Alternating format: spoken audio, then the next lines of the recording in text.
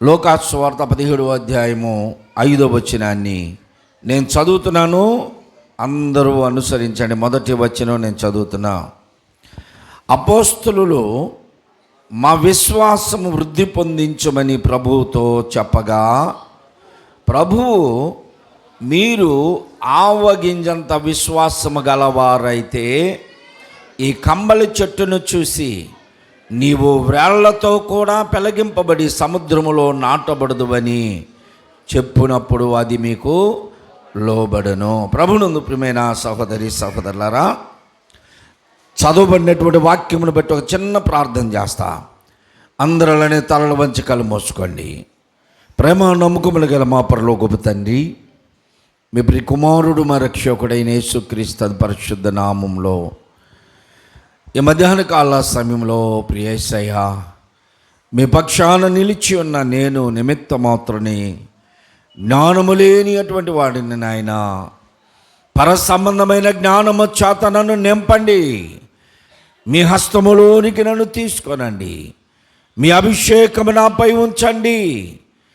మీరు మాట్లాడవలసినటువంటి ప్రతి మాట ప్రజల హృదయములకు చేరునట్లుగా, ప్రతి జీవితము మార్చబడినట్లుగా, పురికొల్పబడినట్లుగా, ఉజ్జీవింపబడలాగున, ఉత్తేజపడలాగున నన్ను వాడుకోనండి నాయన. ఒక ఆయుధముగా మీ మాట ప్రజలకు వినపడేటువంటి ఒక బోరగా నన్ను వాడుకొని మీ కృపలో బలపరచమని మా ప్రభువుని మా రక్షకుడైన యేసుక్రీస్తు పరిశుద్ధ నామములో అడిగి వేడుకొంచున్నాను తండ్రి, ఆమేన్. ప్రభునందు ప్రియమైన సహోదరి సహోదరులారా, ఒకానొక రోజున యేసు ప్రభువారు ఒక ఇంట్లో కూర్చొని ఉన్నాడు. ఆ ఇంటి వారు యేసు ప్రభువారిని భోజనానికి పిలిచారు.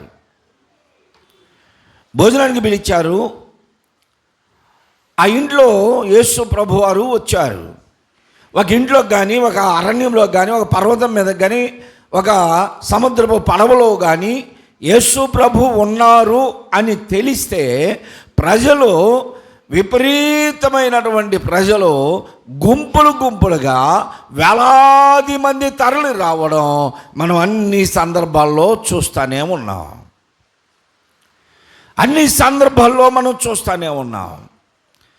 వందల మంది, వేల మంది ప్రజలు. యేసు ప్రభువు అక్కడున్నాడంటే అక్కడికి, అరణ్యములో ఉన్నాడంటే అరణ్యంలోనికి, పర్వతం మీద ఉన్నాడంటే పర్వతం మీదకి, సముద్రం ఒడ్డున ఉన్నాడంటే అక్కడికి, ఒక ఇంటిలో ఉన్నాడంటే అక్కడికి గుంపులు గుంపులుగా వస్తున్నారు. మనకు ఒక సందర్భం తెలుసు. పక్షవాయు రోగిని తీసుకొని వస్తే ఇంట కాలు మోపడానికి కూడా స్థలము లేక వారు ఏం చేశారు, వచ్చాం కనుక స్వస్థత పొందే వెళ్ళాలని పంతం పట్టుకొని వాళ్ళు ఏం చేశారు, ఆ ఇంటి వాళ్ళతో ఏ గొడవైనా పర్వాలేదని పెంకులు విప్పి ఆ మనిషిని కిందకి దించారు ఇంట్లో నుంచి. అంటే ఎంత త్యాగం వారికి, ఎంత విపరీతమైనటువంటి ప్రజలు ఉన్నారో మనకు తెలుసు.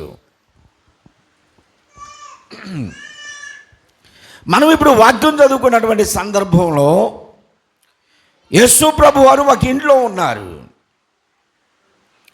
12 మంది శిష్యులు యేసు ప్రభుతో ఉన్నారు. అక్కడ వందల మంది ప్రజలు ఉన్నా, యేసు ప్రభు శిష్యులు 12 మంది ఉన్నా, యేసు ప్రభు వారు అక్కడున్నా ఆ ఇంట్లో మౌనం ఉంది. యేసు ప్రభు ఎక్కడ కూర్చున్నా సరే శిష్యులు యేసు ప్రభుని ఏదో ఒకటి అడుగుతారు, లేదా అడగకపోయినా యేసు ప్రభువే వారికి ఉపమాన రీతిగా ఏదో ఒక బోధ చేస్తూ ఉంటారు. అలాంటిది ఈరోజు ఎందుకో యేసు ప్రభు వారు మౌనంగా కూర్చున్నారు. శిష్యులు కూడా ముభావంగా కూర్చున్నారు. వీరు యేసు ప్రభువులోను అటు శిష్యుల్లోనూ మనం గమనిస్తే యేసు ప్రభువులో ఒక విధమైన బాధ తన హృదయమును గాయపరుస్తూ ఉంది. యేసు ప్రభు వారు ఒక విధమైనటువంటి కోపం, తీక్షణమైన కోపం లోపల అణిసుకొని వేదన చెందుతున్నాడు ప్రభు. శిష్యులేమో అవమానములు పొందిన వారుగా, గద్దింపబడిన వారిగా, వారు కూడా దుఃఖంతో ఉన్నారు. ఏమిటి సందర్భం? ఈ సందర్భంలో వారు ఎందుకు అలా ఉన్నారు? అక్కడ ఉన్నటువంటి యేసు ప్రభు హృదయం గాయపరచబడడానికి, వేదన చెందడానికి, ఇక్కడ ఉన్నటువంటి శిష్యులు ముభావంగా ఉండడానికి, ఎంత మౌనం ఆ స్థలంలో ఉండడానికి కారణం ఏమిటి? అక్కడ జరుగుతున్నటువంటి సందర్భం, శిష్యులు యేసు ప్రభును పలకరించడానికి ఒకరినొకరు సైగ చేసుకుంటున్నారు. నువ్వు అడుగు. ఏం జరిగింది అక్కడ? ఎందుకు ఒకరినొకరు అలాగా నువ్వు అడుగు అని అనుకుంటున్నారు? కారణం ఏమిటి అంటే, అంతకు ముందే యేసు ప్రభు వారు శిష్యులను గద్దించాడు. యేసు ప్రభు శిష్యులను గద్దించడానికి గల కారణం ఏమిటి అంటే, యేసు ప్రభు ఉదయాన్నే పర్వతం దిగి వస్తున్నాడు.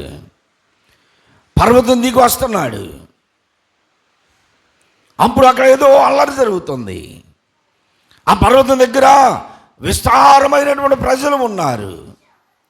వారి మధ్యలో కొద్దిమంది యేసు ప్రభు శిష్యులు ఉన్నారు.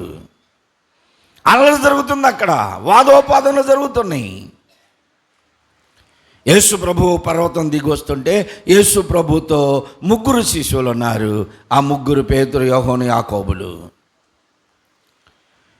యేసు ప్రభు ఆశ్చర్యంగా చూస్తున్నాడు. ఏంటి అక్కడ అంతమంది జనం ఉన్నారు, అక్కడ ఏదో వాదం జరుగుతుంది అని. అందులో ఆ జనాల్లో ఒక అలికిడైంది. అడుగో యేసు ప్రభు వస్తున్నాడు చూడండి, యేసు ప్రభు కొండ తిరుగుతున్నాడు అని అనగానే ఆ జన సమూహంలో నుండి ఒక వృద్ధుడు పరిగెత్తుకుంటూ యేసు ప్రభు వారి దగ్గరికి వెళ్ళాడు. యేసు ప్రభు వారి దగ్గరికి వెళ్ళి ఆయన ఎదుట మోకరించి ఆయనతో అంటున్నాడు, బోధకుడా, నాకు లేక పుట్టాడు ఒక్కడైన కుమారుడు, అది కూడా వృద్ధాప్యంలో పుట్టాడయ్యా. ఆ బిడ్డకి మోర్షల వ్యాధి ఉంది, దురాత్మ పట్టింది వాడిని. వాడు ఎక్కడ ఆ దురాత్మ వాడిలోనికి వస్తుందో అక్కడ వాడిని పడవేసి విలవిలలాడిస్తుంది. వాడిని బాగు చేయమని నీ దగ్గరికి తీసుకొస్తే నీవు లేవు, నీ శిష్యుల దగ్గరికి తీసుకొచ్చాను వాడిని బాగు చేయమని వాడిని మీ ఆ శిష్యుల దగ్గరికి తీసుకొస్తే వారి వలన కాలేదు. ఏమైనా నీ వలన అయితే నా కుమారుణ్ణి, నా బిడ్డని బ్రతికించు అని అడిగాడు. ఇక్కడ యేసు ప్రభు వారి హృదయం గాయపరచబడింది. అంతకు ముందే యేసు ప్రభు ఈ 12 మందికి అపోస్తులులు అని పేరు పెట్టాడు. దేవునికి స్తోత్రం చెప్పండి. అపోస్తులులు అని పేరు పెట్టి అభిషేకించి అన్ని శక్తుల మీద, దురాత్మల మీద, రోగముల మీద, చివరికి చనిపోయిన వారిని కూడా పేరు పెట్టి పిలుస్తారు. మీరు ఏ విషము దాగిన మీకేం కాదు, విష సర్పములు పట్టకుండా మీకేం కాదని అన్ని శక్తుల మీద అధికారం ఇచ్చి అభిషేకించి వారిని పంపించాడు. వారు తిరిగి వచ్చినప్పుడు గొప్పలు చెప్పారు. ప్రభువా, మేము ఏం చేశామంటే అన్నాడు. ఇంకొక ఆయన వచ్చి, అసలు అది కాదు ప్రభువా, నేను నీ నామములో దెయ్యములు వెళ్ళగొట్టాం. ఇంకొక ఆయన అంటాడు, నీ నామములో మేము చనిపోయిన వారిని సైతం లేపాం. ఇలాగ చెప్తా ఉన్నారు. ఇవన్నీ చెప్తుంటే యేసు ప్రభు వాళ్ళ మాటలు విని, మంచిదయ్యా,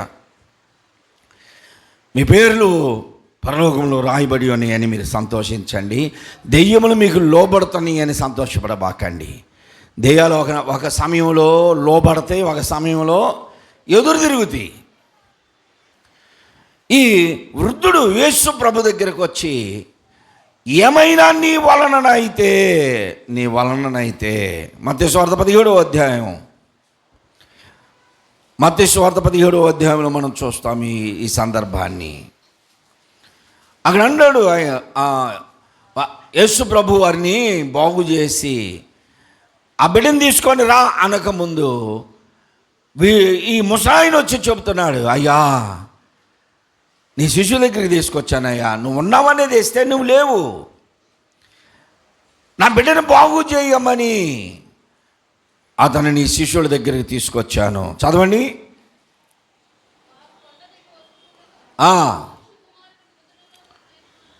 వారు కొండ దిగి వచ్చుచుండగా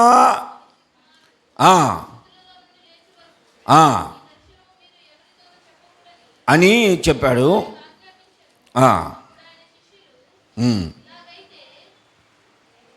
చదమ్మా.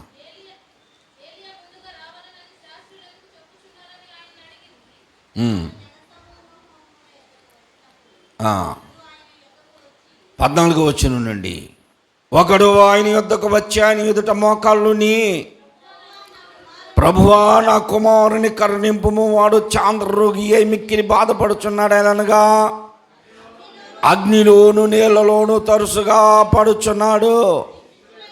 నీ శిష్యుల యొద్దకు వారిని తీసుకొని వచ్చి తిని కానీ వారి వలన స్వస్థత పొందకపోయి. మార్కులో లూకాలో చూస్తే ఏమైనా నీ వలనైతే, వారి వలన కాలేదయ్యా, నీ వలన అయితే చూడు కొంచెం అని అనగానే యేసు ప్రభు వారికి చాలా బాధ, హృదయం గాయపరచబడింది. నేను అధికారం ఇచ్చి అభిషేకించి పంపిస్తే ఇప్పుడు వచ్చిన తర్వాత అంత గొప్పలు చెప్పినటువంటి వారు ఏమైంది? ఇప్పుడు ఆ చిన్న బిడ్డను ఎందుకు బాగు చేయలేకపోయారు? ఎందుకు ఆ బిడ్డ వలన మీ కార్యములు జరగకుండా పోయినాయి? సహోదరి సహోదరులారా వినండి, మనం ఎంత అభిషేకించబడి ఉన్నా, ఒకవేళ మనము ప్రార్థన చేస్తే టచ్ అంటే ఎన్ని కార్యక్రమాలు జరిగినా, కొన్ని సందర్భాల్లో మన కార్యములు పరిశుద్ధాత్మ చేత నింపబడి ఉన్నా ఒక్కొక్క పర్యాయము అవి జరగవు. ఒక్కొక్క పర్యాయము నువ్వేం చేస్తున్నావో, నువ్వేం చెబుతున్నావో నామములో బంధించబడును కాక అన్నా కానీ కార్యం ప్రభువారి కంటే ముఖ్యముగా, ప్రభువారి కంటే ప్రాధాన్యంగా నీవే అవన్నీ చేస్తున్నావు అని ఎప్పుడైతే నీకు గర్వం వస్తుందో అప్పుడు దేవుని ఆత్మ నీ వద్ద నుండి తొలగిపోద్ది. పరిశుద్ధాత్ముడు పనిచేయడు నీ దగ్గర. దేవుని కంటే నిన్ను నువ్వు హెచ్చించుకుంటే, నా వలన ఈ కార్యం జరుగుతుంది అనుకుంటే, నా వలన ఇలా జరుగుతుంది అనుకుంటే ఖచ్చితంగా ఆ కార్యం జరగదు. కొన్ని సందర్భాల్లో మనం చేసినవి కూడా గొప్పగా చెప్పుకున్నప్పుడు ఆ కార్యం జరగదు. గడిచిన నెలలోనే ఒక ఉదాహరణ చెప్తా వినండి. గడిచిన నెలలోనే నిజంగా నేను చేసిన విషయాన్ని మాదిరిగా ఉంటుందని చెప్పాను, మాదిరిగా ఉంటుంది అని చెప్పాను. కానీ అది కూడా నచ్చలా ప్రభువుకి, అది కూడా నచ్చలా. నువ్వు చెప్పాల్సిన పని ఏంటి? నువ్వు జరిగించుకుంటూ వెళ్ళు, ప్రజలు నిన్ను గుర్తిస్తారు అన్నట్లుగా ప్రభువుకి నేను చెప్పినటువంటి విషయం నచ్చలా. ఏం చెప్పాను అంటే, రోజుకి ఎంత హీనంగా వేసుకున్నావు. ఒక 4 గంటలు నేను బైబిల్ చదువుతాను, అది ఉదయం కావచ్చు, మధ్యాహ్నం కావచ్చు, సాయంత్రం కావచ్చు. ఈ 4 గంటల్లో వాస్తవంగా నేను జరిగించిందే ఇది.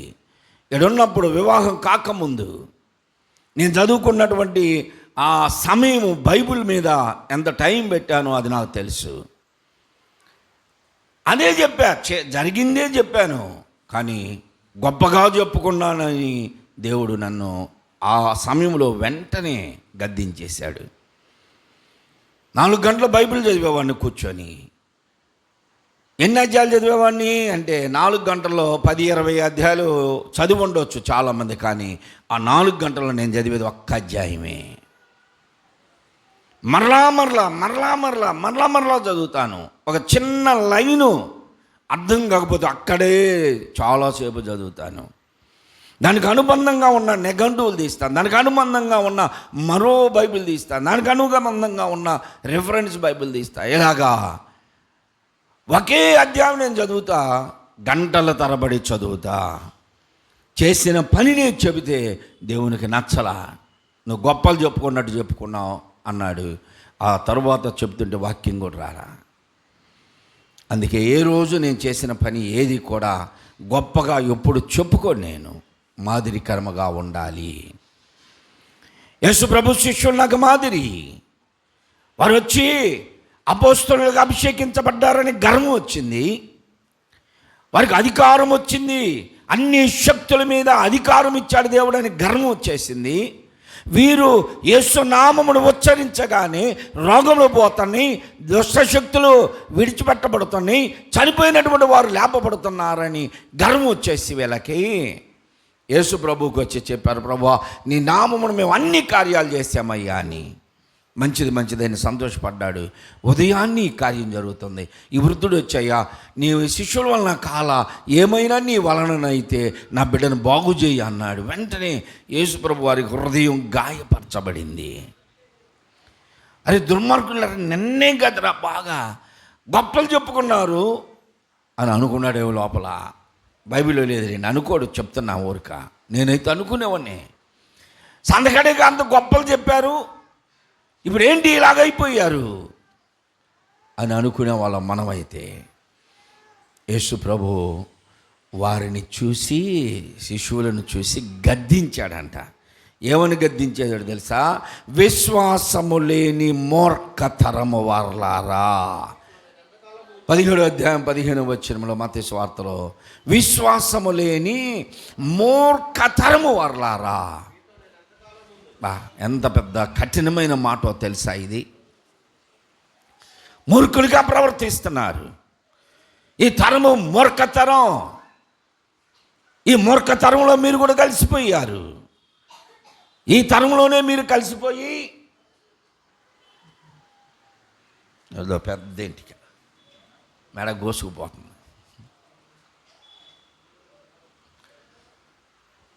తరమంతా మూర్ఖతరమే.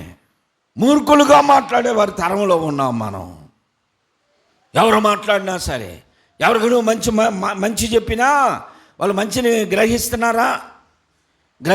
మంచి చెబితే గ్రహించరు. మా కోసమే చెప్పావు, మా గురించే చెప్పావు అని అనుకొని ఎదురు తిరుగుతారు. కనుక ఈ తరము ఏ తరమో? మూర్ఖతరం. ఈ తరంలో కలిసి నీవు కూడా అలాగే అయిపోతున్నావు. మూర్ఖతరము. విశ్వాసం కూడా లేదు. విశ్వాసం లేదు, మూర్ఖతరం. అయ్యో విశ్వాసము లేని మూర్ఖతరము వారలారా. ఎంతకాలం ఉంటా నేను మీతో? ఎంతకాలం ఉంటా చెప్పండి? ఎంతకాలం ఉంటా? ఒక ఆయన ఉన్నాడు, జ్వరం వస్తే కూడా ఫుల్ జ్వరం వస్తే దుప్పటి కూడా అమ్మాయి ఇట్లా అమ్మాయి అని పిల్లల్ని జాగ్రత్త చూసుకో అమ్మ, నా పని అయిపోయింది, ఇంకా నేను చచ్చిపోతానేమో అని. దేనికి? జ్వరం వస్తేనే అప్పగింతలు చేస్తూ ఉంటారంట. జ్వరం తగ్గిపోతే మళ్ళీ యథాప్రకారమే. ఎంతకాలము నేను మీతో ఉంటా? ఇప్పుడే కొండ మీద దర్శనం కలిగింది. ఏలియాయు మోషాయు వచ్చి చర్చించి వెళ్ళారు. నా సమయం ఆసన్నమైంది. నేను ప్రజల కొరకు నా ప్రాణమును పెట్టి రక్తమును చెందించి చనిపోయే సమయం ఆసన్నమైంది. నేను ఈ లోకాన్ని విడిచిపెట్టే సమయం ఆసన్నమైంది. నేను వెళ్ళిపోతున్నా. ఎంతకాలం ఉంటా నేను మీతో? విశ్వాసం లేని మూర్ఖతరము వారలారా అని ఇంకొక మాట అంటున్నాడు. ఏమన్నాడు? ఎంతవరకు నేను మిమ్మును సహింతును. ఎంత కఠినమైనటువంటి మాట తెలుసా ఇది. చాలామంది సహోదరులు చెబుతారు, అన్నాయి నేను ఆయనతో ఆగలేకపోతున్నాను అన్నాయి. ఏం చెప్పాలో పాస్టర్ గారు, ఎంత దుర్మార్గుడో. సహించే గుణం స్త్రీకి ఇచ్చాడమ్మా దేవుడు. స్త్రీకి సహన గుణం ఇచ్చాడు. లేకపోతే ఇవరికి ఎన్నో కుటుంబాలు విచ్ఛిన్నం అయిపోయాయి. పురుషుడికి లేదంతా సహనం. పురుషుడికి లేదు. అసలు చిన్న సమస్య అదే చూసే వాళ్ళకి సమస్యలాగా కూడా ఉండదు, కానీ ఈయనకు పెద్ద సమస్య అంటుంటాడు. ఇక వెంటనే సహనం లేదు పురుషులకి, స్త్రీలకు చాలా సహనం దేవుడిచ్చాడు. కానీ ప్రభు అంటున్నాడు ఇక్కడ, విశ్వాసం లేని మూర్ఖతరము వారలారా, మీతో ఎంతకాలం ఉంటాను నేను, అయిపోయింది నా సమయం, 3.5 సంవత్సరాలే నేను భూమి మీదకి సేవా పరిచర్య ముగించుకొని వెళ్ళిపోవాలి, ఎందాక నేను మిమ్మల్ని సహించాలి. ఎంతకాలం సహించాలి? మీరు చేస్తున్నటువంటి దుర్మార్గ పనులు, మీరు మాట్లాడుతున్నటువంటి మాటలు, మీ క్రియలు నేను చూస్తూ భరిస్తూ మీతో ఉన్నా ఎంతకాలం ఉంటా, ఎంతకాలము నేను ఉన్నాను, ఎంతకాలం మిమ్మల్ని క్షమిస్తాను, ఎంతకాలం మిమ్మల్ని మీరు చేసే పనులు నేను సహిస్తాను, నా సమయం ఆసన్నమైంది, నేను వెళ్ళిపోతున్నాను, తర్వాత మీ పని ఏంటి, మీరు ఎలా బ్రతుకుతారు, ఎలా జీవిస్తారు అని గద్దించి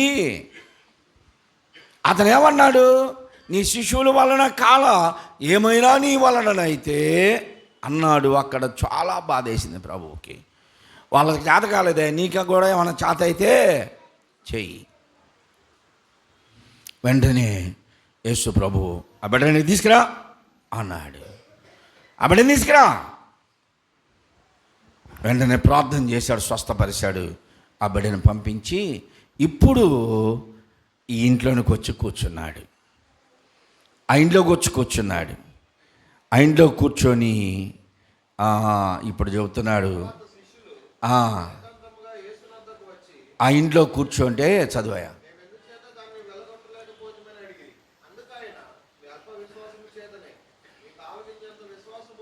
ఆ ఇంట్లో వచ్చి కూర్చున్న తర్వాత ఇక ఏం మాట్లాడట్లా, హృదయం అంతా వ్యాధంతో నిండిపోయింది.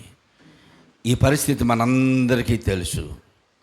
ఎన్నో సందర్భాల్లో నిన్ను గాయపరిచిన వారితో నువ్వు మాట్లాడలేక, నిన్ను అనరాని మాటలు అన్న వాళ్ళతో నువ్వు మాట్లాడలేక, ఏమీ చేయలేని పరిస్థితిలో ఒంటరిగా కుమిలిపోయిన సందర్భాలు ఎన్నో ఉంటాయి లేవా? ప్రతి ఒక్కరి జీవితంలో ఈ అనుభవం ఉంది. ఎదుటి వారిని ఏమీ చేయలేవు, శక్తి లేదు, చేయాలన్నా చేయకూడని పరిస్థితి, అది ఏం మాట కూడా అనలేము. అలాంటి సందర్భాల్లో మనకు మనమే కుమిలిపోతూ కూర్చున్న సందర్భాలు ఎన్నో ఉంటాయి. ఇదిగో అదే సందర్భం ఇప్పుడు యేసు ప్రభు. ఇప్పుడు వీళ్ళని ఏమన్నా అండమా, శిశువుల మధ్య ప్రజల మధ్యలో వీళ్ళు పలసన పడిపోతారు, విలువలేని వారు అవుతారు వీళ్ళు. ఇప్పుడు ఏం చేయాలి, వీళ్ళని ఎలా సరి చేయాలి, ఎలా బాగు చేయాలి, ఇది యేసు ప్రభు వారి హృదయంలో కుమిలిపోతున్నాడు అనమాట. అప్పుడు వీళ్ళందరూ ఒకరినొకరు, నువ్వు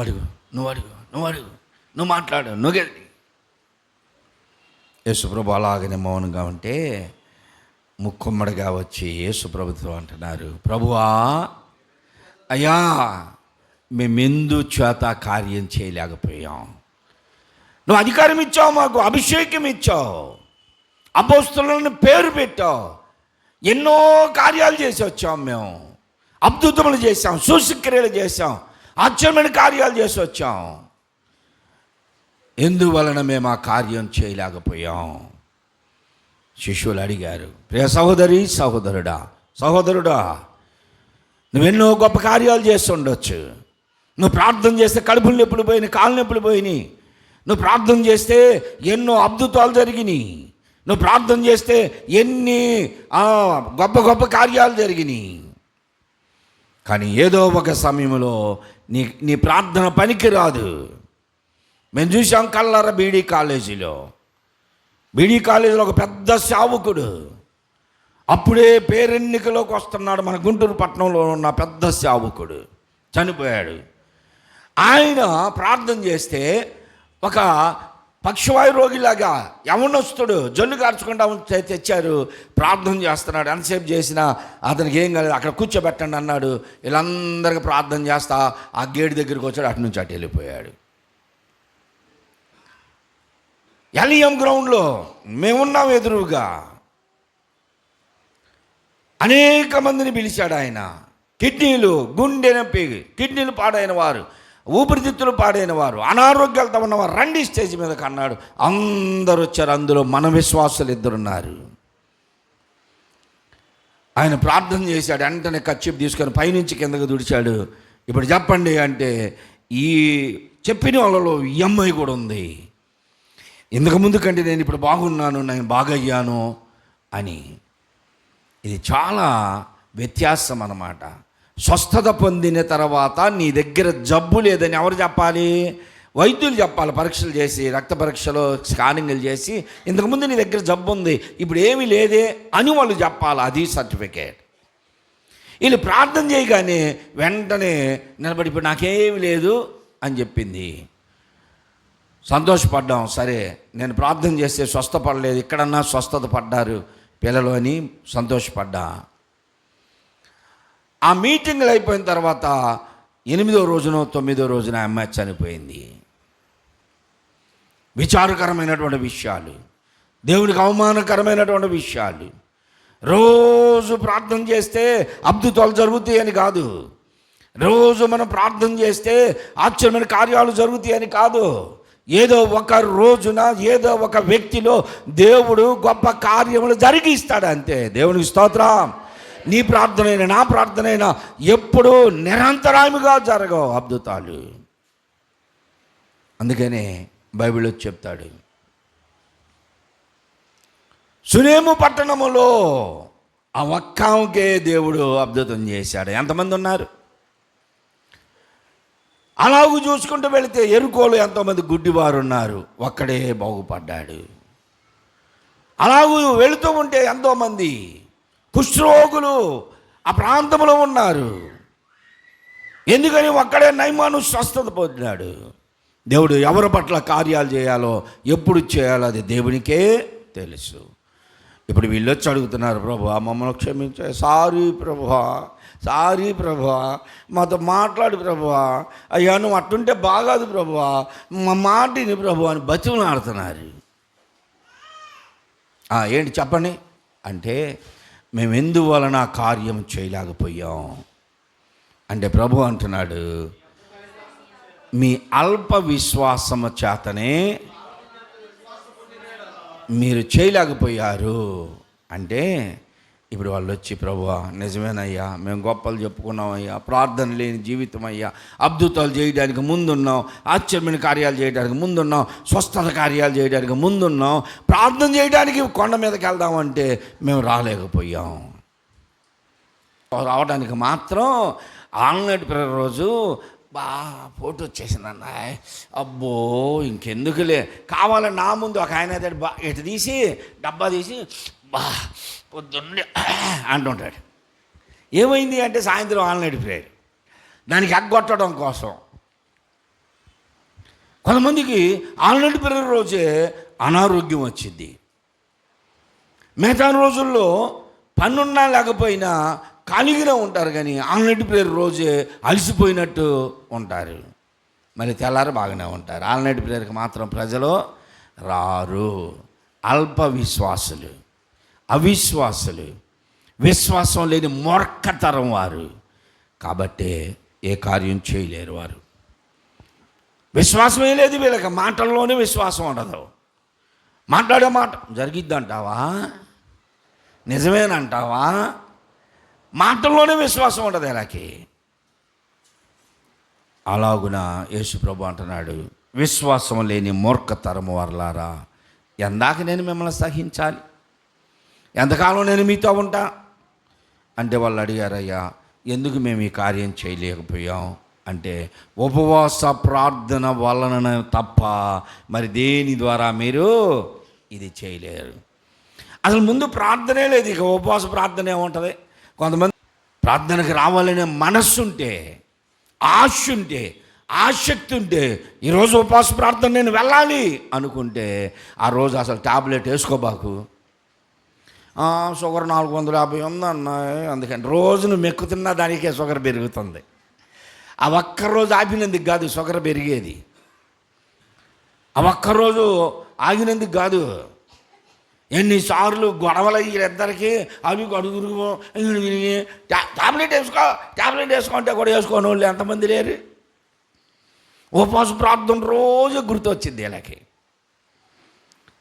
అల్ప విశ్వాసులుగా బ్రతుకుతున్నారు, అవిశ్వాసులుగా బ్రతుకుతున్నారు, విశ్వాసం లేని మూర్ఖతరము వారిగా బ్రతుకుతున్నారు. కనుక నీ కుటుంబాల్లో నీవు కార్యములు, దేవుని కార్యములను సవి చూడలేకపోతున్నావు. అద్భుత కార్యములు నీ కుటుంబంలో ఎందుకు జరగట్లేదు? కారణం ఏమిటంటే నీవు అవిశ్వాసిగా బ్రతుకుతున్నావు. నీవు అనుకున్నాయి దేవుడు నీ పట్ల నెరవేర్చలేకపోతున్నాడు. కారణం ఏమిటి అంటే నీవు అవిశ్వాసిగా బ్రతుకుతున్నావు. ఉపవాస ప్రార్థన పట్టదు నీకు, ఆన్లైన్ ప్రేయర్ పట్టదు. గిన్నెలు పంచేదానికి, గ్లాసులు పంచేదానికి మాత్రమే లెగ్ పీసులు. విశ్వాస జీవితంలో మనము సాఫల్యత పొందడానికి, విశ్వాస జీవితంలో మనం అభివృద్ధి చెందడానికి మనం ఎలా ఎదగాలో చెప్తున్నాను నేను. శిష్యులు కూడా ఇప్పుడు యేసు ప్రభు దగ్గరికి వచ్చి 17వ అధ్యాయం 5వ వచనంలో ఇందాక మనం చదువుకున్న మూల వాక్యం లోకా స్వార్తలో యేసు ప్రభుని ఏమడిగారు వీళ్ళు వచ్చి? ప్రభువా, మా విశ్వాసమును కొంచెం అభివృద్ధి కలిగించయ్యా, మా విశ్వాసమును వృద్ధి పొందించు. యేసు ప్రభుని అడిగింది వాళ్ళు అదే, మా విశ్వాసమును వృద్ధి పొందించు. మేము అభివృద్ధి పొందాలి, విశ్వాసంలో మేము హీనులుగా ఉన్నాం, విశ్వాసమును బలపరచు. ప్రతి వారంలో కనీసం ఒక్కరోజు 2 రోజులైనా మన పెద్ద పాస్టర్ గారు తెల్లవారుజాముని పాట పాడేవాడు. విశ్వాసములో బలహీనుడానో, నీ శక్తి నెరుగా కొన్నాను. విశ్వాసములో బలహీనుడానో, నీ శక్తి నెరుగా కొన్నాను. బలపరచు నీదు బిడ్డాను, నీ సాక్షిగా బ్రతికెదను. బలపరచు నీదు బిడ్డాను, నీ సాక్షిగా బ్రతికెదను. నా జీవిత సాగరానా రేగేను పెనుగాలివానా, రేగేను పెనుగాలి. దేవుని స్తోత్రం. నాన్న తెల్లవారుజామున పాట పాడుతూ ఉండేవాడు. నేను అనుకునేవాడిని, ఇంత గొప్పగా నడిపించబడుతూ దేవుడు తన ద్వారా ఎన్నో అద్భుతాలు చేస్తూ ఉంటే ఇంకా విశ్వాసం బలహీనుని అంటాడేంటి అనుకునేవాడిని. నేను నా సేవ అనుభవంలోకి వచ్చిన తర్వాత ఆ పాట అర్థం ఏమిటో నాకు బాగా గ్రహించాను.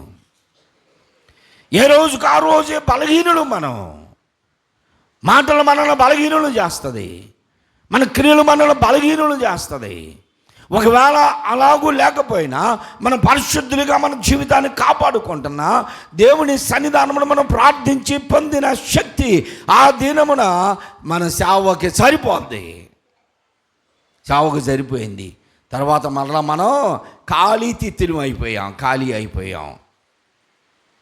అదే కదా మనం పాడతాం, దినములోన చేసిన సేవా దైవ చిత్తముకు సరిపోగా.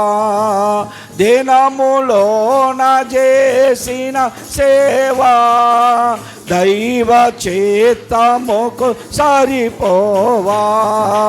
దీనుడవయ్యో వంటిగా కొండపై దిటముగా చేసి నేర్పుమయా. ప్రార్థన వినేడి పావనుడా, ప్రార్థన మాకు నేర్పుమయా. దినములో చేసినటువంటి ఈ ప్రార్థన అంతా రాత్రంతా.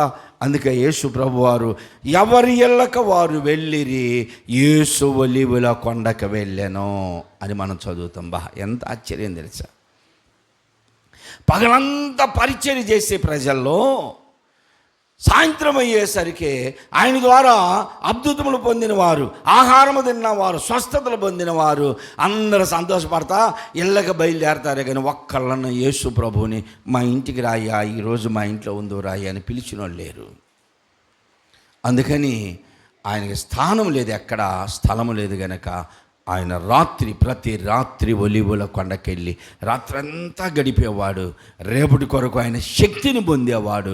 ఉదయకాలమున ఆయన కార్యములు చేసేవాడు. అదే ఆ పాట అర్థం. దినములోన చేసిన సేవ దైవ చిత్తముకు సరిపోగా, దీనుడవై వంటిగా నీవు కొండ మీద చేసిన దిట్టముగా చేసిన ప్రార్థన ఈరోజు మాకు నేర్పయ్యా.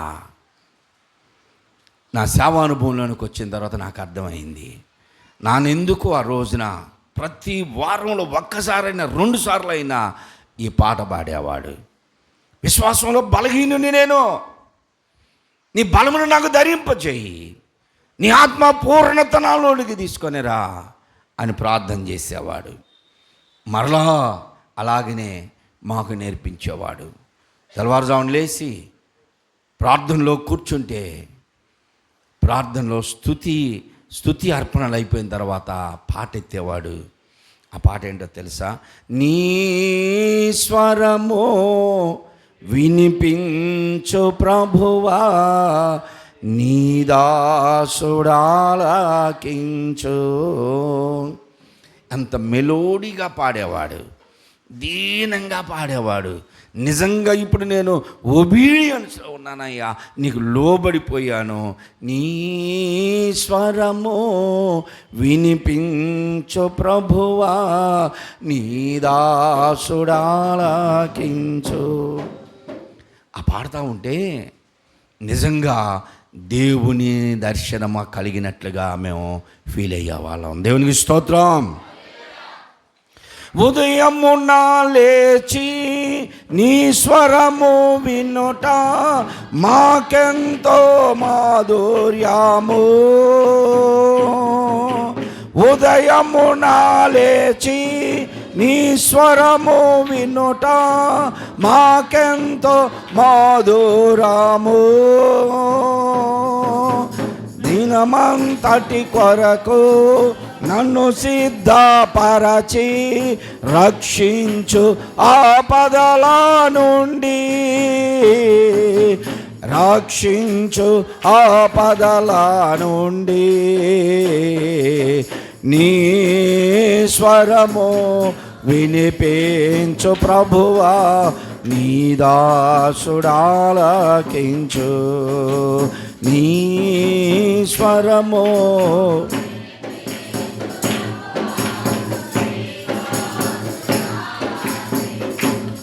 పగలంతా పరిచర్య చేయాలంటే ఆ దినమంతా దేవుని దగ్గర కనిపెట్టడం కావాలి. శిష్యులు అడిగారు, అయ్యా మా విశ్వాసాన్ని కొంచెం అభివృద్ధి కలిగించు అంటే ప్రభు ఏమన్నాడంటే, మీ విశ్వాసం గుమ్మడికాయ అంత ఉంటే చాలు అన్నాడా? ఏ కాయని పోలిశాడు? పుచ్చకాయ. పుచ్చకాయ ఇప్పుడు ఇంత పెద్దగా ఉంది. మీ విశ్వాసం పుచ్చకాయ అంత ఉంటే బాగుండు అనలా ప్రభు. ఎంతంట? ఆవగింజ అంటే అదొక మరొక విత్తనమో నాకు తెలియదు కానీ, లేకపోతే ఆవాల గింజో తెలియదు కానీ, నేను అనుకుంటాను ఆవాల గింజే అనుకుంటా. కానీ బైబిల్ ఏం చెబుతుందంటే, ఆవగింజ నాటబడి ఆకాశమంతా ఎత్తు ఎదిగి ఆకాశ పక్షులన్నీ దాని మీద నివసించి అంత పెద్ద చెట్టు అన్నాడు. సరే, ఒకవేళ మనం ఈ ఆవగింజనే తీసుకుందాం, మనకు తెలిసిన ఆవాలనే తీసుకుందాం. ఎంతలా ఉంటుంది? ఎంత ఉంటుంది ఆవాల గింజ? ఆ గింజ ఎంత ఉంటుంది? ఇంతే ఉంటుంది. అసలు ఆవగింజ కనపడదు, కానీ అన్నం ఏంటంటే పంటి కింద పడితే కసక్కమంటే నాకేమో నచ్చదు, అందుకు మొత్తం ఏరేస్తా. ఆవగింజంత విశ్వాసం ఉంటే చాలు అన్నాడు. ఇప్పుడు ఇక్కడ ఉన్నటువంటి వారిలో ఆవగింజ ఏంది, గుమ్మడికాయ అంత విశ్వాసం ఉన్నోళ్ళు ఉన్నారు, నాకు తెలుసు. మీరందరూ కూడా చాలా పెద్ద విశ్వాసం కలిగిన వారు, నమ్మకం కలిగిన వారు. ఆవగింజ కాదు, గుమ్మడికాయ అంత విశ్వాసం కలిగిన వాళ్ళు ఉన్నారు. ప్రభువు చెప్పిన మాట అర్థాన్ని మనం గ్రహించాలి. ఆవగింజంత విశ్వాసం ఉంటే చాలు అన్నాడంటే, ఆవగింజంత విశ్వాసం లేని వాళ్ళ శిష్యులు కాదు. మీకున్నటువంటి సమస్య కంటే, మీకేదో అనారోగ్యం ఉంది, ఆర్థికపరమైన ఇబ్బంది ఉంది, మీకున్నటువంటి రోదన వేదన, నీకున్నటువంటి సమస్యలన్నీ నీకెంత అయితే ఉన్నాయో దానికంటే పైన నీ విశ్వాసం ఉండాలి. దేవునికి స్తోత్రం. నీకున్న సమస్య కంటే ఎక్కువగా విశ్వాసం ఉండాలి. నీకు వచ్చినటువంటి శోధన కంటే నీ విశ్వాసం ఎక్కువగా ఉండాలి. నీకున్నటువంటి కష్టము కంటే నీ విశ్వాసం ఇంకా ఎక్కువగా ఉండాలి. మీకు అర్థమయ్యేటట్టు చెప్పాలంటే, మీ అమ్మాయికి పెళ్లి చేయాలనుకున్నారు. ఎక్కడన్నా మా పిల్లలు ఇంకా చిన్నపిల్లలు అయితే అనుకుంటారు, సరే. మీ పిల్లలకి పెళ్లి చేయాలనుకున్నారు. మీ పిల్లలకి పెళ్లి చేయాలనుకున్న ఆ పెళ్లి ఖర్చులన్నీ మీరు లెక్కేసుకుంటే 5 లక్షలు ఖర్చు వచ్చింది. ఇప్పుడు నీ కాడ ఎంత ఉండాలా? 4 లక్షలు ఉంటే సరిపోద్దా? 3 లక్షలు ఉంటే సరిపోద్దా? ఎంత అవసరమైంది? ఒక ఇల్లు కట్టుకోవాలనుకున్నాం, ఒక 10 లక్షలు అవుతుంది ఎస్టిమేషను. ఆ మేస్టర్లు చెబుతారు, ఏముందలేండి, అసలు 2 లక్షలు అయిపోద్దండి మీ ఇల్లు అంటాడు. 4 లక్షల పైన ఇల్లే పూర్తి కాదు. పెళ్ళికి కూడా అంతే, 5 లక్షల్లో అయిపోద్దలే అనుకుంటాం, కానీ కాదు. ఒక ఎస్టిమేషన్ వేసుకున్నప్పుడు పిల్లల పెళ్ళి చేయడానికి ఒక 5 లక్షలు అనుకున్నాం అనుకో, దానికంటే నీ ఎస్టిమేషన్ కంటే ఇంకొంచెం ఎక్కువ నీ దగ్గర డబ్బు ఉండాలి. దానికంటే తక్కువ ఉంది అంటే అప్పు చేయాల్సి వస్తుంది. నువ్వు అనుకున్న ఎస్టిమేషన్ కంటే ఎక్కువ డబ్బు ఉండాలి, కొంచెం ఎక్కువ. ఇప్పుడు నీకు వచ్చినటువంటి కష్టము కంటే నీ ప్రార్థన ఎక్కువై ఉండాలి. నీ సమస్య పోవటంలో కారణం ఏమిటంటే, నీ సమస్య కంటే నీ ప్రార్థన విశ్వాసం తక్కువగా ఉంది. నీ గిన్నె నిండి పొరలాలి అంటే ఆ గిన్నెలో నూనె ఎంత ఉండాలా? అంచుల వరకు వస్తే పొర్లిద్దా? అడుగు దాకుంటే పొర్లిద్దా? పొర్లి పొంగేటట్లుగా నిండుగా ఉండాలి. నీ ఆత్మీయ జీవితంలో నీకు వచ్చినటువంటి శోధన కొంచెమే, కానీ ఇంకా నువ్వు కృంగిపోతున్నావు. నీ విశ్వాస ప్రార్థన జీవితం దానికంటే పైన ఆవగింజంతుంటే నీ సమస్యలన్నీ సమస్యపోతాయి. దేవునికి స్తోత్రం. ఈ టేబుల్ అనుకోండి, నీ సమస్య దానికంటే పైన కొంచెం ఎక్కువగా విశ్వాసం ఉన్నా జయము దేనిది అయింది? విశ్వాసాందే అయింది. పరీక్షలు ప్రారంభమైనవి, పిల్లలకి ఎగ్జామ్స్ ప్రారంభమైనవి, విద్యార్థులకు అందరికీ మీరు చదువుకున్నటువంటి ఆ చదువు అంతా రాబోయే ఎగ్జామ్స్లో 5 ప్రశ్నలకి సమాధానం రాయాలంటే నువ్వెన్ని చదువుకొని ఉండాలి? 6 ప్రశ్నలన్నా చదువుకొని ఉండాలి. అందులో ఒకటి పోయినా 5 ప్రశ్నలకి సమాధానం రాస్తావు. ఆ మధ్యకాలంలో ఒక అమ్మాయి సాయంత్రానికి ఇంటికి ఏడ్చుకుంటూ వస్తుందంట. ఇంటికి ఏడ్చుకుంటూ వచ్చింది. తల్లి అడిగిందమ్మా, అన్నీ రాసేసావా? సమాధానాలన్నీ రాసావా? ఎక్కడ మమ్మీ, నేను రాయలేదన్నా. అదేంటి ఇప్పుడు దాకా ఉన్నావు కదమ్మా రాయలేదంటే? పేపర్లో వాడు ఏమన్నాడు, ప్రతి ప్రశ్నకి 5ంటికి సమాధానం రాయమన్నాడు.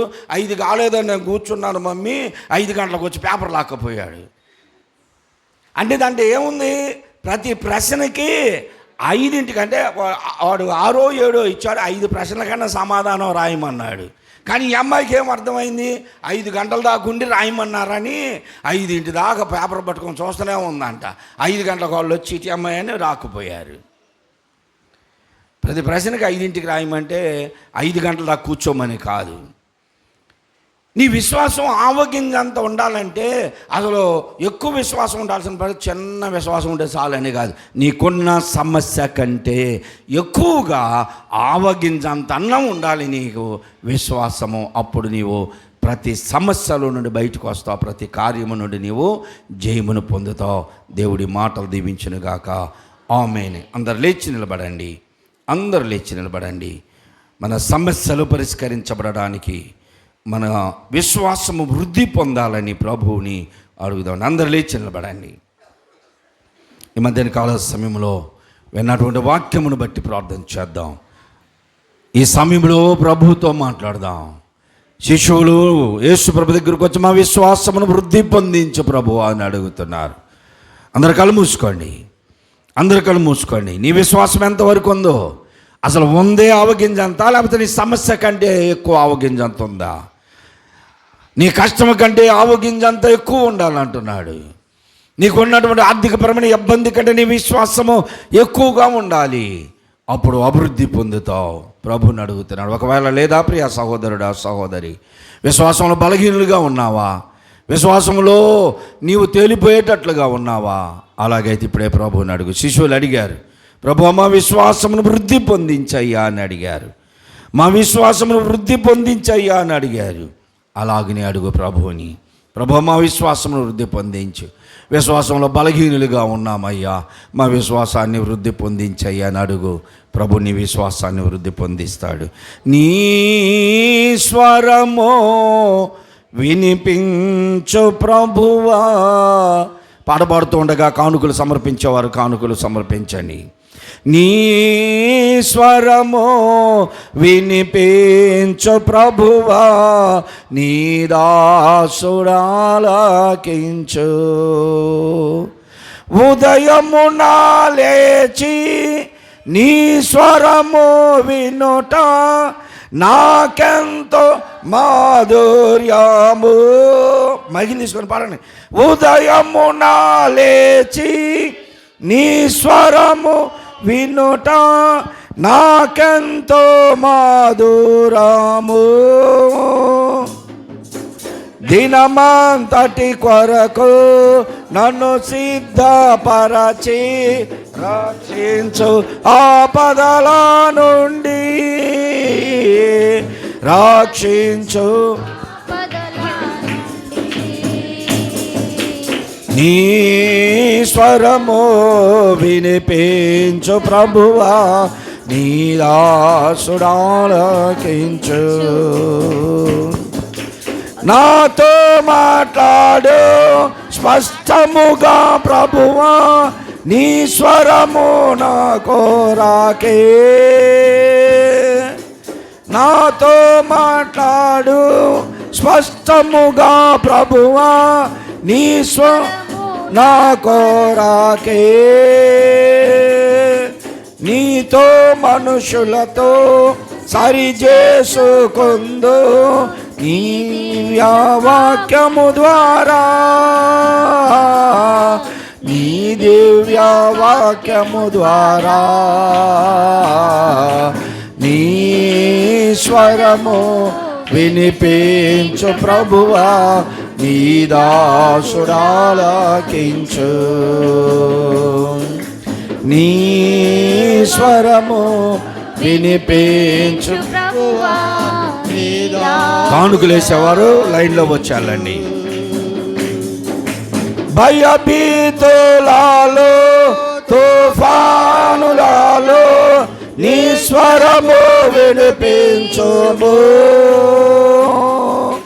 భయభీతులాలో తుఫానులాలో నీ స్వరము వినిపించుము. అభయము నిమ్ము ఓ గొప్ప దేవా, ధైర్య పరచుము నన్ను, ధైర్య పరచుము నన్ను. నీ స్వరము వినిపించు ప్రభువా, నీ దాసుడాలకించు. నీ స్వరము వినిపించు ప్రభువా, నీ దాసుడాలకించు. ప్రేమ నమ్మకములు గల మా పరలోకపు తండ్రి, స్తోత్రం. మీ ప్రియ కుమారుడు మా రక్షకుడైన యేసుక్రీస్తు పరిశుద్ధ నామములో ఈ మధ్యాహ్న కాల సమయంలో ప్రియసయ్య మీ పాద సన్నిధానములో చేరామయ్యా. తండ్రి, దినముల అంతమందు మీరు మాతో మాట్లాడుతున్నందుకు మీకు వందనాలు, స్తోత్రాలయ్యా. నీ స్వరము మాధుర్యము నాయనా, మధురము తండ్రి, నీ స్వరము మాధుర్యం.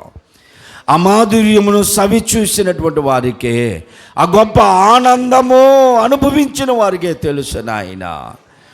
మీ స్వరమును విని బైబిల్ చదువుతూ ఉండగా మీరు మాతో మాట్లాడుతూ ఉన్నారని మేము గ్రహించి మా జీవితంలో బలపరచబడిన దినాలు, మా జీవితంలో సరి చేయబడిన దినాలు, మా జీవితంలో గొప్ప ఆనందమును అయ్యా మేము అనుభవించిన దినాలు జ్ఞాపకము చేస్తున్నాయి. ఎంత గొప్ప ఆదరణ నాయన, ఆదరణ తండ్రి. మీరు మమ్మల్ని బలపరిచిన విధానమును దినమంతటి కొరకు నాయన అయ్యా మేము మీ పరిచర్యలో వాడబడి మరలా మీ స్వరమును వింటున్నప్పుడు ఎంత గొప్ప ఆనందాన్ని అనుభవించాము తండ్రి. ఇది నా శిష్యులు మీరు గద్దించారు, మమ్మల్ని కూడా ఎన్నో పర్యాయాలు గద్దిస్తున్నారు, వాక్యము ద్వారా గద్దిస్తున్నారు అయ్యా, పాటల ద్వారా మమ్మల్ని గద్దిస్తూనే ఉన్నారు. మా జీవితాలు మాకు జ్ఞాపకం చేస్తూ మా బలహీనతల్లో నుండి మమ్మల్ని విడిపించి నీ వాక్యము మమ్మల్ని బలపరుస్తున్నందుకు వందనాలు, స్తోత్రాలు. మా విశ్వాసమును వృద్ధి పొందించండి, మా విశ్వాసాన్ని వృద్ధి పొందించండి. బలహీనము కాకుండా ఉన్నట్లుగా మమ్మల్ని వృద్ధి పొందించమని అడుగుతున్నాము నాయన. మా విశ్వాసము ఆవగింజంతుంటే చాలు అంటున్నావు.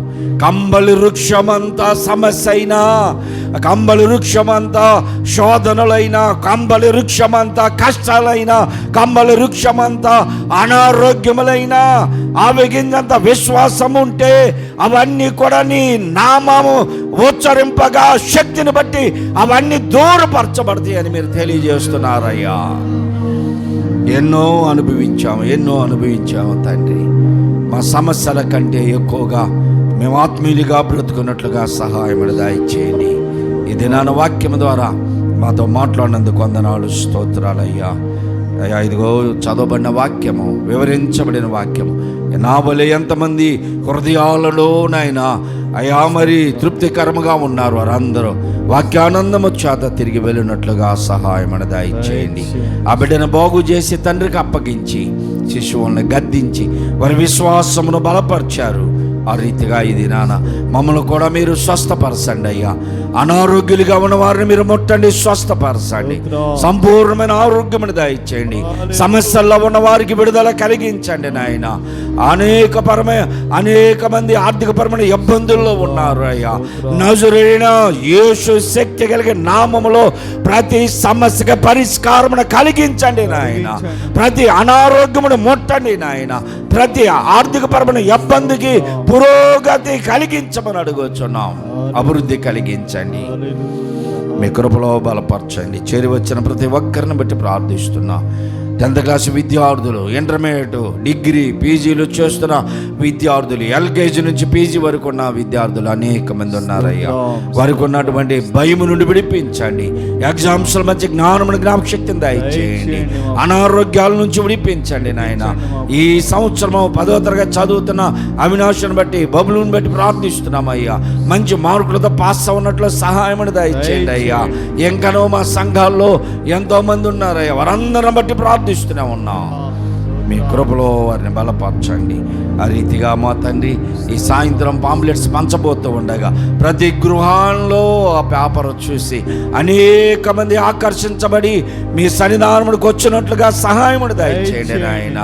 అయ్యా ఇదిగో ఈ రాత్రి స్టేజ్లు వేస్తూ ఉండగా ఏ అభ్యంతరములు లేకుండా మైక్ పర్మిషన్ వచ్చినట్లుగా సహాయముడు దయచేయండి. పోలీస్ పర్మిషన్ వచ్చినట్లుగా సహాయముడు దయచేయండి. ట్రాఫిక్ అంతరాయం లేకుండా సహాయముడు దయచేయండి. కరెంట్ అంతరాయం లేకుండా సహాయమును దయచేయండి అయ్యా. ఈ మీటింగుల ద్వారా సంఘము అవమానపరచబడకుండా సమృద్ధిని కలిగించండి. సంఘము ద్వారా మీకు మహిమ కలుగునట్లుగా సహాయమును దయచేయండి. ఆ రీతిగా తండ్రి వస్తున్నటువంటి దైవ సేవకులందరూ అభిషేకింపబడినట్లుగా, సేవకులందరూ అద్భుత రీతిగా వాక్యములు ప్రకటించినట్లుగా సహాయం దయచేయండి అయ్యా. నన్ను కూడా మీ హస్తమని ఎత్తు పట్టండి అయ్యా. నా స్వరమును ముట్టండి. బిగ్గరగాను, గంభీరంగాను, ఆత్మీయంగాను బోధించగలిగిన అనుభవాలు నాకు దయచేయమని అడుగుచున్నాం తండ్రి. మీ వందనాలు, స్తోత్రాలు. మీటింగ్ పనులు ప్రారంభించాం. లక్షలాది రూపాయలు అవసరమయ్యా. కొద్దిమంది ఇచ్చారు, ఇంకా ఇవ్వవలసిన వారు త్వరపెట్టండి. వారికి మీరు అనుగ్రహించండి. వారికి మీరు ఇస్తేనే వారు ఇవ్వగలరు. ఆ రీతిగా బలమైన గుప్పిలు విప్పునట్లుగా అయా వారిని కూడా మీరు ప్రేరేపింపచేయండి. ఇచ్చినవన్నీ కూడా మీ పరిణితో వాడబడులాగున సహాయమైన దయచేయండి. చేరువచ్చిన ప్రతి ఒక్కరూ ఈ సంఘములన్నీ కూడా ఇది నా పని అని ప్రతి ఒక్కరు పని పూనుకొని భారముగా వారు బాధ్యతతో పని నిర్వర్తించినట్లు సహాయమును దయచేయండి. సమర్పించిన కానుకలు మీ పని నిమిత్తం వాడబడులాగున సహాయమును దయచేసి వచ్చినప్పుడు మీరు తోడుగా ఉన్నారు. తిరిగి వెళ్ళనేందుగా గృహములు చేరుపర్యంతరం మీ కాపుదల అనుగ్రహించి మీ కృపలో బలపరచమని మా ప్రభువును మా రక్షకుడైన యేసుక్రీస్తు పరిశుద్ధ నామములో అడిగి వేడుకొంచున్నాను తండ్రి, ఆమేన్. పరలోకమందున్న మా తండ్రి, నీ నామము పరిశుద్ధ పరచబడునుగాక, నీ రాజ్యము వచ్చునుగాక, నీ చిత్తము పరలోకమందు నెరవేర్చినట్లు భూమి అందును నెరవేరునుగాక. మానుదిన ఆహారము నేను మాకు దయచేయం, మారునస్తులను మేము క్షమించిన ప్రకారం మారునస్తులను క్షమించుము, మమ్మల్ని శోధనలోనికి తేక దుష్టుండి తప్పించుము. ఏలనగా రాజ్యము బలము మహిమ నిరంతరము నీవే ఉన్నావు తండ్రి, ఆమేన్. మన ప్రభువైన యేసుక్రీస్తు యొక్క కృప, తండ్రి దేవుని ప్రేమ, పరిశుద్ధాత్మ యొక్క అన్యోన్య సహవాసము ఆదరణ ఇప్పుడు ఎల్లప్పుడు కూడిన మనకందరకు సదా తోడైనను గాక, ఆమేన్. ఆమేన్. ఆమేన్.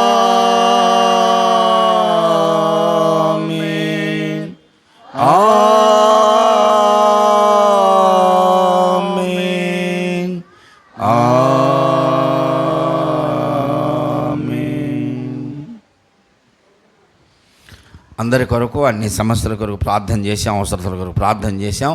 అందరూ వెళ్ళండి, త్వరగా సిద్ధపడి 4 గంటలకల్లా రండి. అందరికి వందనాలు.